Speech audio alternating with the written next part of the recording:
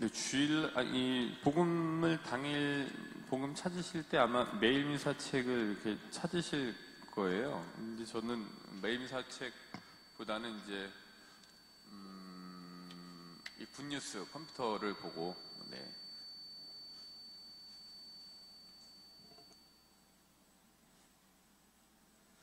굿뉴스를 이제 보고서 이제 찾는데 오늘 봤더니 그게 좀 잘못 나와져 있더라고요. 그래갖고서 이제 한참을 헤맸습니다. 근데 제가 드리고 싶은 말씀은 굿뉴스 통해서 봤는데 잘못 나와져 있는 게 아니라 오늘 마태복음 5장 17절에서 19절이거든요. 근데 이제 제가 이제 5장 17절부터 19절을 분명히 찾아서 읽었는데 다른 내용인 거예요. 그래서 봤더니 그 마귀들과 돼지떼 얘기입니다. 이상하다. 왜 이 내용이 아닌데? 뭐 굿뉴스에는 다르게 기입이 됐지 봤더니 오늘은 마태복음 5장 17절 19절인데 전 이제 마르코복음 5장 17절 19절을 갖고서 계속 찾은 거예요. 그래서 야, 아니 굿뉴스가 이런 실수를 다 하네. 이게 잘못된 거 아니야? 라고 이제 생각을 하고 내내 찾았죠. 봤더니 마태복음이었던 거를 뒤늦게 봤습니다. 제가 오늘 사실 강론 준비하면서 이 과정이 저한테 좀 많이 생각을 좀 하게 했습니다. 제가 생각하기에 나는 안 틀렸어. 굿뉴스가 틀린 거야. 이 굿뉴스 수정해야 되겠네. 라고 생각을 했는데 제가 틀린 거잖아요. 그러니까 사람이 무슨 일이 있으면 대개의 경우 다 자기 중심적으로 나는 괜찮다. 나는 틀리게 하지 않았다라고 생각하는 게 맞는 것 같아요. 그런 것 같아요. 그래서 왜 정치적인 성향도 내가 맞고 네가 틀려. 근데 사실 다른 사람 입장에서 보면 그게 맞거든요. 제가 누구를 지지하든 그 사람이 누구를 지지하든 그 사람은 그냥 그 사람이 맞는 거잖아요. 근데 너 틀렸어. 그거는 아니야 라고 얘기를 하고 아니면 다른 일들도 있었을 때도 보면은 분명히 내가 맞아. 저 사람이 잘못 생각한 거야 라고 하지만 나중에 가서 보게 되면은 내가 잘못 생각하고 내가 잘못 얘기하고 내가 잘못 판단했던 경우들이 많잖아요. 저는 오늘 사실 이거 보면서 생각 많이 하게 됐습니다. 마르코복음 5장 17절부터 19절을 펴놓고 마태복음 5장 17절과 19절의 내용을 찾으니 절대로 찾을 수 없게 됐던 거였습니다. 두 가지 그냥 생각해 봤습니다. 첫 번째로는 이걸 통해서 조금 두려움이 좀 더 많이 생기게 됐습니다. 더 조심해야 되겠다. 더 신중해야 되겠다. 무슨 생각을 하고 어떤 말을 할 때는 더 신중하고 조심해서 이야기를 해야 되겠다라는 생각이 들었습니다. 이전에 이제 신학생 때 제가 너무너무 싫어하는 친구가 있었습니다. 동기가. 지금도 별로 안 좋아하는데 지금도 안 좋아해요. 봐도 됩니다. 예. 나 너 별로 안 좋아해. 너 잘 살아라. 근데 별로 안 좋아하는데 너무 싫은 거예요. 그래갖고서 근데 선배한테 이제 얘기를 했어요. 아유, 그놈 이게 나쁘고 이게 나쁘고. 아유, 그래갖고 제가 그냥 한마디 해주고 혼내줬어요. 그러고 했더니 그 이제 선배이긴 했지만 부장님이었던 그 선배가 저한테 너나 잘해 임마. 그런 거예요. 그래서 근데 그게 기분 나쁘지 않았고 정말 제가 야 맞다 나나 좀 잘해야 되겠구나라고 하는 진짜 반성을 좀 하게 됐어요. 그게 지금도 별로 했던 부분에 대해서 좋아하지 않지만 근데 또 따지고 보면 그 친구 입장에서는 그렇게 한 게 자기 중심적인 거에서 맞을 수도 있었던 거예요. 근데 전 또 제 중심적으로 제 성향이나 제가 가지고 있는 가치관이랑 너무 안 맞으니까 틀렸다고 생각할 수 있지만 자기가 가진 성향이나 가치관에 따라서는 제가 다를 수도 있는 거죠. 그러니까 너나 잘해. 근데 상대에게는 그래서 나태주신 이런 얘기를 하더라고요.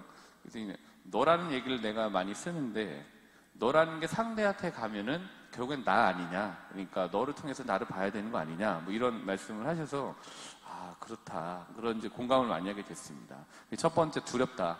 더 신중해야 되고 더 조심해야 된다라는 생각을 하게 됐고 두 번째로는 제 탓이었던 거잖아요. 굿뉴스 탓이 아니라 그 탓하지 마라. 이거 생각이 좀 해보게 됐습니다. 탓하기 전에 먼저 나를 좀 돌아보는 게 맞다라는 거 두 가지 오늘 이 강론 준비하는 이거를 통해서 보게 된 것 같습니다. 마태복음 오늘 5장 19절에 보면 이런 얘기 말씀이 있잖아요.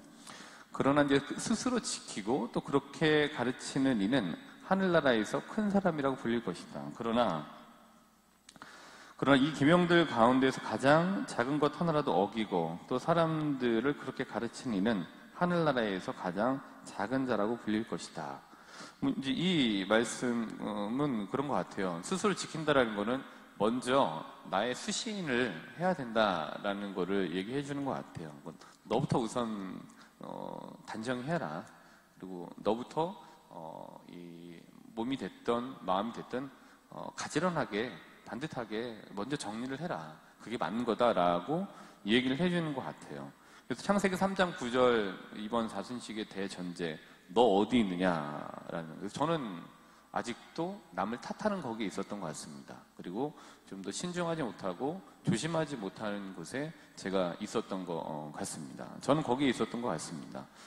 근데 이제 어쨌든 이런 거를 싫어하는 것 같아요. 악의 전략. 근데 이제 제가 이제 책 중에 이제 스크루테이프의 편지라는 책이 있어요. 이거는 이제 C.S. 루이스라고 하는 개신교 신학자가 쓴 책인데 쉽게 읽으실 수 있는 작은 소책자입니다. 거기에 보면은 수십 통의 편지로 형식이 이루어집니다. 짤막짤막하게 이루어지고 있거든요. 한 39통인가 정도 되는데 거기에 이제 그 전체 구성은 어떻게 되어 있는 거냐면은 이제 악마의 고참이 자기 조카 악마인 워모드에게 39통의 편지를 보내는 거예요. 악마로서 이런 전략을 턱해야 된다. 우리의 원수의 계략에 넘어가면 안 된다. 즉 거기서 말하는 우리의 원수는 악마의 원수는 누굽니까? 예수님인 거잖아요. 그래서 예수의 전략에 넘어가면 안 된다라고 이제 하면서 39통의 편지를 보냈는데 거기에 보면 이런 내용이 있습니다. 네 번째 편지인가에 보면은 이거 조심하게 해라. 사람들한테 이거 절대 못하게 해라. 너 그래야 된다라고 얘기를 삼촌이 자기 조카 워모드라고 하는 악마에게 얘기해 주는 겁니다. 나 같은 사람도 그리스도인이라고 할 수 있다면 어떻게 옆에 앉은 저들의 다른 결점만 보고 그들의 종교가 위선이자 인습에 불과하다고 단정할 수 있겠는가? 이런 생각 절대로 못하게 해라. 그러니까 나부터 잘해야 된다. 나도 잘해야지. 저 사람만 잘못이 있는 게 아니다. 이런 생각을 하게 하면 안 된다. 그럼 이제 그 전에 단락에 보면은 그래서 아유 저 노랭이 그다음에 아우 저 그냥 게으름뱅이 이런 생각을 하면서 남 탓을 하게 해도 된다. 근데 절대로 나 같은 사람이 이런 그리스도인인데 어떻게 저들한테 내가 뭐라고 할 수 있겠는가라는 생각을 하게 하지 말아라. 그러니까 남의 들보를 보게 해라. 이 내용인 것 같아요. 그 맥락이. 절대 하면 안 된다라고 하는 게 전략적으로 이제 삼촌이 조카에게 이제 알려주는 거였습니다. 그래서 오늘 이제 그 며칠 전에 읽었던 부분이었는데 오늘 이 남의 들보 또 나의 들보 또 그렇게 무엇을 지켜야 되는가라는 부분을 좀 생각을 해보면서 이 부분이 좀 연결이 돼서 말씀드렸습니다. 마태복음 7장 3절부터 5절을 보시면은 오늘은 이제 5장인데 2장만 넘기시면 됩니다.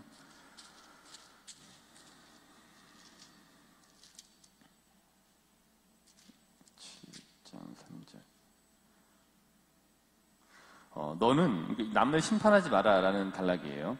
너는 어찌하여 형제의 눈 속에 있는 티는 보면서 내 눈 속에 있는 들보는 깨닫지 못하느냐. 내 눈 속에 있는 들보가 있는데 어떻게 형제에게 가만 내 눈에서 티를 빼내주겠다 하고 말할 수 있느냐. 위선자다. 먼저 내 눈에서 들보를 빼내어라. 그래야 네가 뚜렷이 보고 형제의 눈에서 티를 빼낼 수 있을 것이다.